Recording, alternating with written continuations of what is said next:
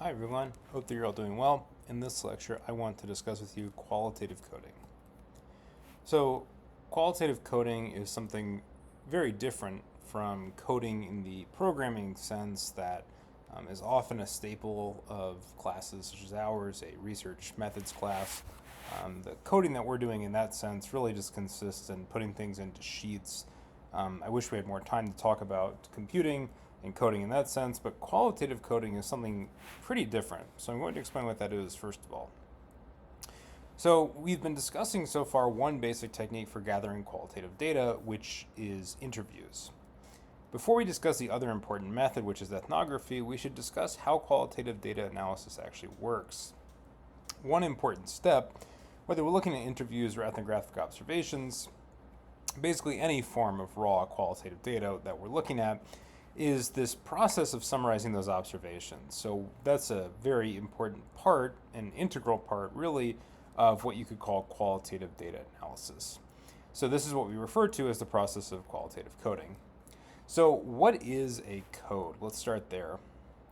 So a code is any kind of label that you assign to a chunk of text that allows you to summarize or interpret its meaning. These chunks can vary in sizes, so you might even code something as small as a single word or something as large as the entire document, but typically it consists in words assigned to phrases, sentences, paragraphs, or pages. These are basically little words that somehow summarize the document that you're looking at. The same chunk of data can be given multiple codes, and more obviously, same code can be given to multiple chunks. Otherwise there's not very much point in coding. So the idea is that codes basically summarize your document. Ideally, you're looking for certain patterns, but it's also important to try to capture the full range of variation in your data. And this is something that you do primarily to summarize useful information that you have. So it's not something that gets done to every chunk of a document. Those are the basics. So let's look at an example. This is from the Saldana reading that we did for class today. So you can see here the excerpt of an interview that Professor Saldana conducted. You can see the kind of raw text over here. This is a respondent saying, "He cares about me. He has never told me, but he does. He's always been there for me, even when my parents were not. He's one of the few things that I hold as a constant in my life, so it's nice. I really feel comfortable around him." And you can see here that we've got these codes on the right-hand side. They're sort of footnoted here, although these really aren't footnotes. They're kind of interspersed throughout the text, but you don't always have these numbered sections here. A lot of times this basically resembles writing in the margins, and indeed one way that people like to code, at least some of the time, is to actually just print out interview transcripts or to have a logbook where they literally have a space where they could write these codes on the right-hand side. So that's an example of what we're talking about. Now, there are a great many types of coding, and the distinctions between some types are more concrete and others are more abstract. There's kind of a general problem here of philosophy envy. So a lot of qualitative work in sociology employs terms from philosophical debates, but it sort of lacks for the corresponding rigor. You all know that I correct for this in my lectures to an extent by going a little bit deeper into the philosophy, pointing out where certain things don't make that much sense. But my job is to describe the field as it exists to you, and sometimes it is a little bit messy. So that's one point I want to make here, is that a lot of times the distinction between some of these different types of coding is a little bit fuzzy, but I want to give you just an overall sense of what some of these general types are without making too much fuss about the exact distinctions.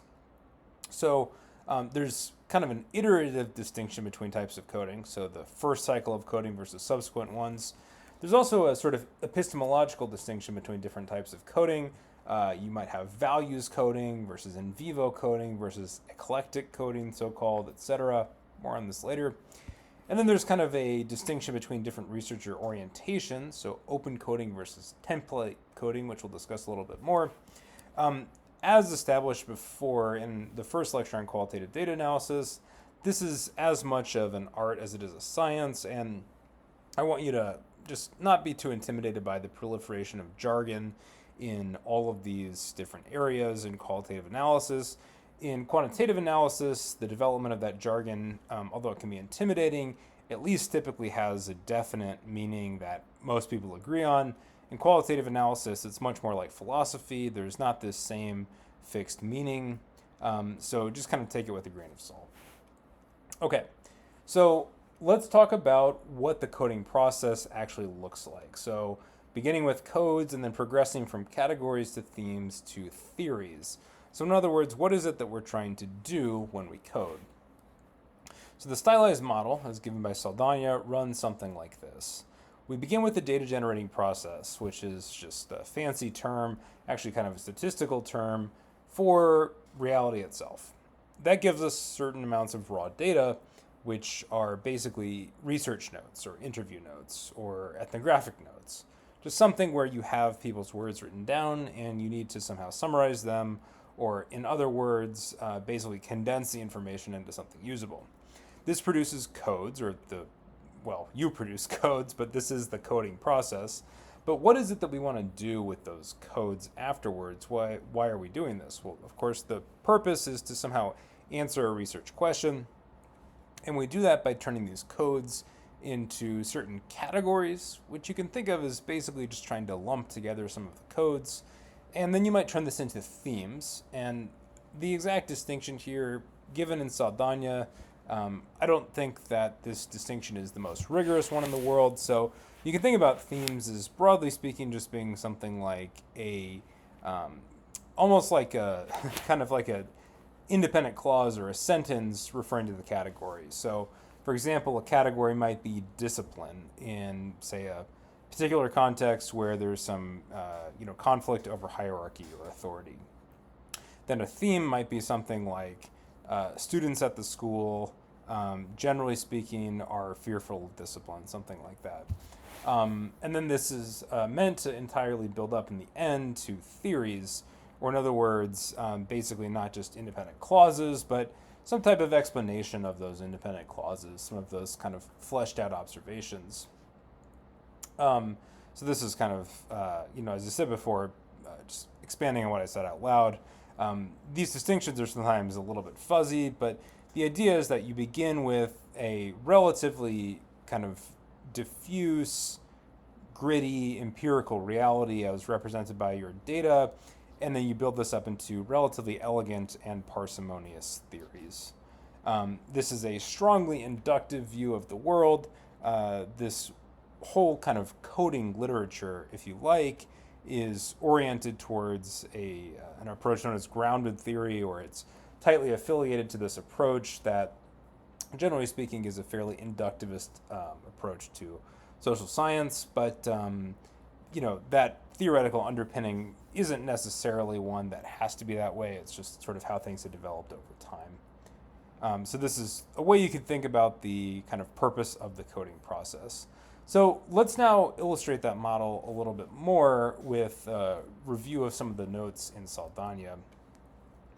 So you can see here, you've got some raw data in this case. So you've just got a set of selections from an interview that the researcher did. So this is kind of what you can consider to be the raw data in this particular case.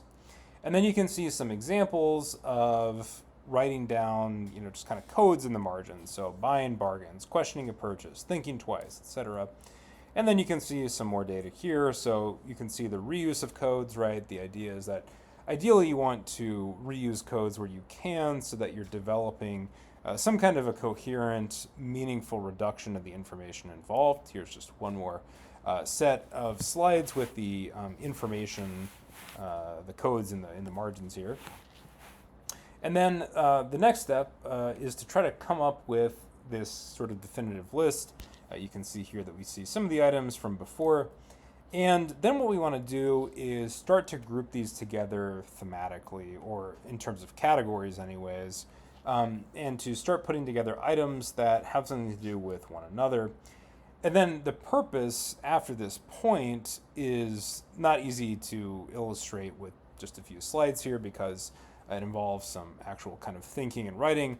But what you would want to do with this set of categories here is start developing some themes, or if you don't want to stick to this really kind of hyperschematic distinction move directly to a certain type of theory.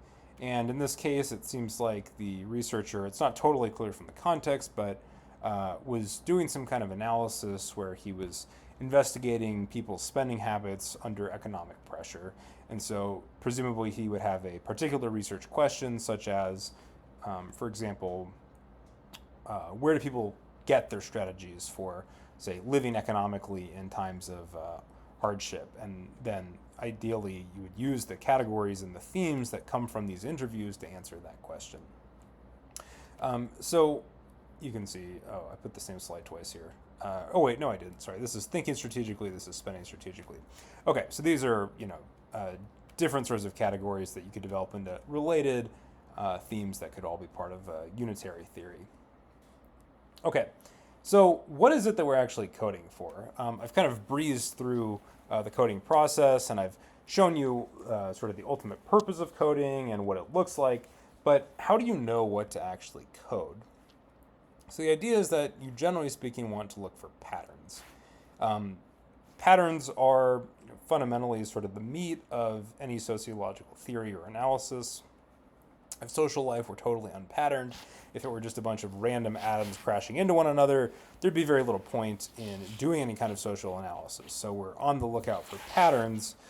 That said, you can sometimes appreciate the diversity of social life and not necessarily need to fit everything into a box. You'll see what I mean in a moment. So patterns, of course, can entail similarity. Things happen in the same way. But you can also note a pattern of difference. So things happen in, say, predictably different ways. So for example, you have people that, as Saldana puts it, might all share the fact that they're very interested in a particular political issue, but they might differ on their assessment of the issue. Now, that said, I think this is kind of a bit of semantic juggling here, so there's some kind of, as I call it, philosophy envy.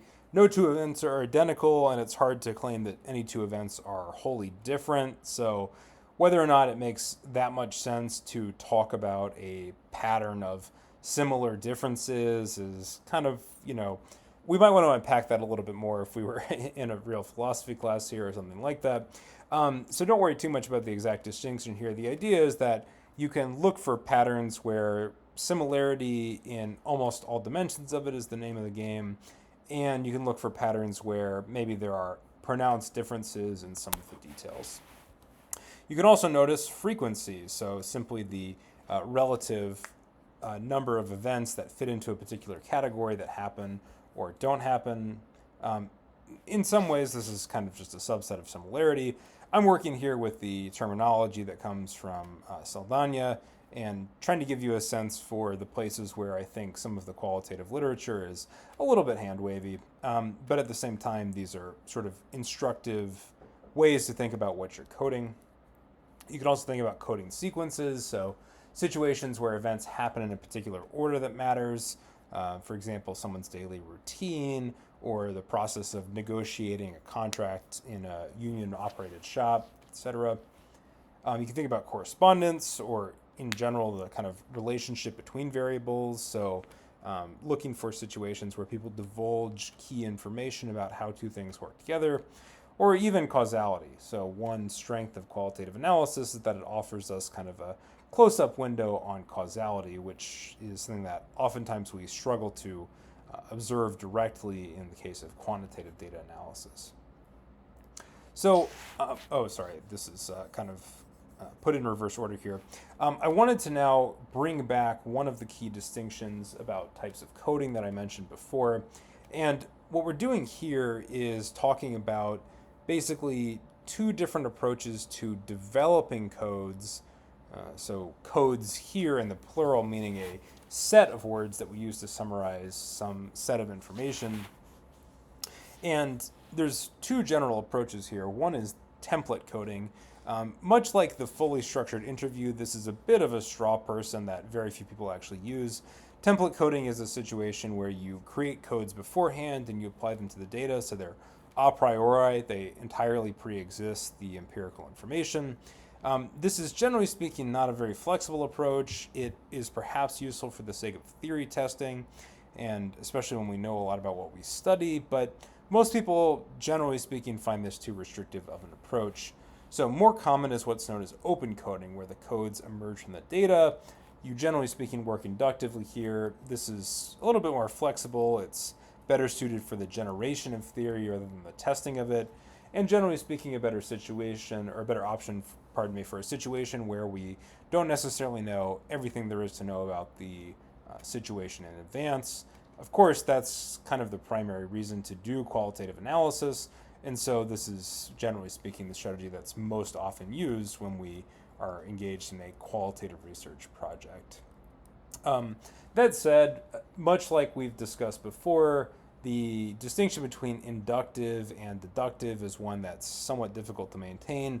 And in fact, the whole research project is really kind of a dialogue between moments where you build up from the data to a theory, but then maybe moments where you come down from the theory back to the real data, etc. So all research in that sense, I think, is generally speaking hard to classify very neatly as deductive or inductive, as you can see from the diagram here. So that said, generally speaking, the open coding approach is a little bit more oriented towards the inductive approach. So as I mentioned before, you can't usually assign research processes to entirely inductive or entirely deductive, but you could argue that the open coding approach, which kind of has this elective affinity with the grounded theory approach as well, as I mentioned before, is one that stresses the inductive or the building from the theory up, from the data up perspective. In this approach, you begin with what's known as first cycle or open coding. This is basically where you take a first pass at the data and try to give some rough, offhanded codes. Then this is followed up by a second cycle, sometimes called, I think somewhat pretentiously, axial coding. And what you're doing here is kind of going back to the data after you've done a little bit of summarizing. So this is almost like a minor deductive moment in an overall process that, generally speaking, is relatively inductive. And you're going back to the data and you're trying to whittle those codes into something a little bit more concrete and coherent. And then finally, the purpose after all of that will be to move back to the development of more abstract ideas that build to some kind of a theory. So you can kind of get a sense for what this looks like in the case of Saldana's basically examples here. I'm going to use this as an opportunity to mention certain open coding strategies, where those strategies are different ways that you might think about coming up with the codes themselves. So how is it that we actually come up with these codes? Sometimes we can just try to be as literal as possible. We want what are called descriptive codes, where we summarize the primary topic of the excerpt, in Saldana's words. Other times we use what's known as in vivo coding. In vivo here is a Latinate term, which basically means we're going to try to use the person's own language. So here we see someone describing an unpleasant experience in school. I hated school last year. Freshman year it was awful. I hated it, and this year's a lot better actually. I don't know why. I guess over the summer I kind of stopped caring about what other people thought, and I don't know. So sometimes you can see with these interview excerpts, people are not always speaking in a way that's totally like polished or anything. So you may want to search their words for phrases that are a little bit more meaningful. So here the research determined that hated school, freshman year awful, this year's better. These are places where we're actually getting some nuggets of information there. Note that these don't have to be anything super elegant, this year's better, or super deep, don't know why, right? So in this case, we're not trying to distill too much more than exists in the research, in the participants' own words, but we can try to condense it, right, and draw a little bit out of it. We can also use what's called action coding. This is a situation where we're describing perhaps literal action, so something that the participant did, but it could be metaphorical action. And generally speaking, this is characterized by the use of gerunds, or ing verbs that act as nouns. So here you can see there's this interview with Tiffany. We see rejecting rumors, not repeating what was said. And the idea here is that this action coding might help us emphasize situations where someone is doing something that requires them to take a stand or involves a certain amount of agency that might be worth noting. There's also emotion coding, where the researcher tries to characterize, perhaps using the participants' own words, or perhaps just what they remember from the interview, some of the emotions involved. So sometimes that can be a useful supplement to the transcript here. In this particular case, you can see tension, for example, is in quotation marks because it's an actual word that the participant used. But in other cases, he's doing fine, same as he always was, but I always keep that possibility that he could react badly. You can see that the researcher here has decided to code these as relief and doubt, even though those are not literally words that the participant used. There's also values coding, so again, relatively straightforward, but here you can think about basically trying to characterize the ethical orientation towards the world that the participant seems to have, and then use that to filter out some of the information. There's also versus coding, so this is a situation where you're basically just looking for any presence of conflict, because conflict is almost definitionally what it is that social scientists study, and this is what we're going to be on the lookout for and trying to find something interesting to write about. And so in this situation, it might be useful to try to write down some of the characters involved in a particular drama and their different orientations towards one another. And that actually leads really nicely into dramaturgical coding, which is the final strategy I'll mention. This is basically just an extension of the conflict coding approach. It sees life as performance, right? It's sort of a way of thinking sociologically about what social life really is. And in this scenario, social life is a performance, it's a conflict, it's, in a way, you can think about it as almost like an improvisational play. And indeed, I think an improvisational play is actually kind of a nice paradigm for how you understand social life in general. So what this looks like in terms of an actual set of codes would be something like this, where you see these. Oh, I probably should have commented on that a little bit before. So we've got these abbreviations. So sometimes you can think about people's objectives, their conflicts, tactics, attitudes, emotions, and subtexts. This is just an example set. You could have all kinds of other sorts of basically codes that are inspired by theatrical stage direction. And then here you can see you can use these abbreviations to kind of summarize people's behavior in a way that maybe emphasizes the way that it parallels, say, stage directions for a particularly interesting play. So that's where this lecture is going to end. I know this is a relatively short lecture. I just want you to understand what it is that coding is for, why people do it, and you'll get a chance to do a little bit of it in our own class, but it's not a very important component of the final project. The project is more oriented towards sort of critical analysis of papers, but I do want you to be aware of the basic techniques, because this is, as a practicality, how all qualitative researchers basically manage the large flow of data that they get from rich data sources, rich qualitative data, such as interviews and ethnography. Thanks for watching.